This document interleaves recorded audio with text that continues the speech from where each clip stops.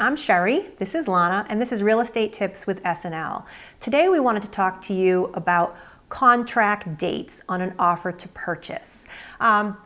This is a very serious topic.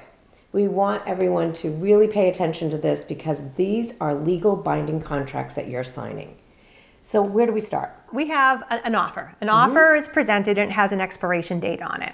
Now, I want sellers to pay attention to this because sometimes the date that's been put on there, it might be 24 hours, it might be 2 hours, who knows. Pay attention to the dates because once that offer has expired, that offer is null and void unless the buyer chooses to extend.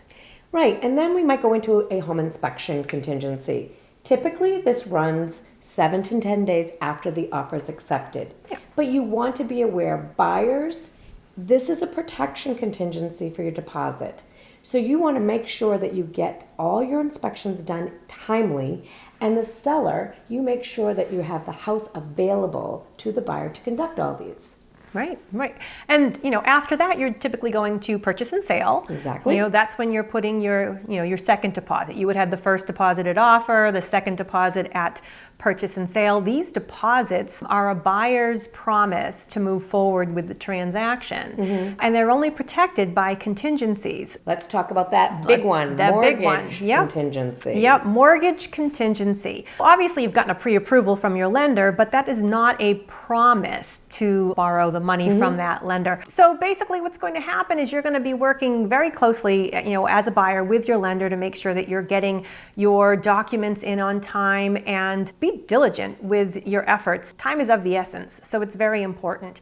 Now, when that date comes, when you're supposed to have your mortgage commitment done, if you don't have it ready by that date, you may need to request an extension. There's no guarantee that a seller is going to extend. And I think that it's important to have that communication as soon as possible and not wait till the last minute. And there could be consequences. The bottom line is we're trying to get to the closing date, and the closing date is the finale. And we don't want any delays with that because, first of all, it could be a financial consequence or a complete fallout of the whole contract. We don't want to get to that. But coming to the closing date, sellers, you need to have all of your personal belongings out of the property. And Move out, sellers. Let's move out. Have everything clean and ready for those buyers because buyers are going to the table. They are going to be signing their documents and getting the keys. Let's get to the closing table on time. Right. But why are we really talking about this? Well, a contract is it's legally binding, and there's money attached to it. So pay attention to those dates. Take the time. Take the time to review the dates because guess what? There is no guarantee that either party has to agree to any extension. Our goal is to get you to the closing table. There you go. So if you'd like to reach out to Lana or I, you can meet us over at Coldwell Banker in Leominster. That's where you'll find us. And we really appreciate that you took the time to watch our video today. Thank you.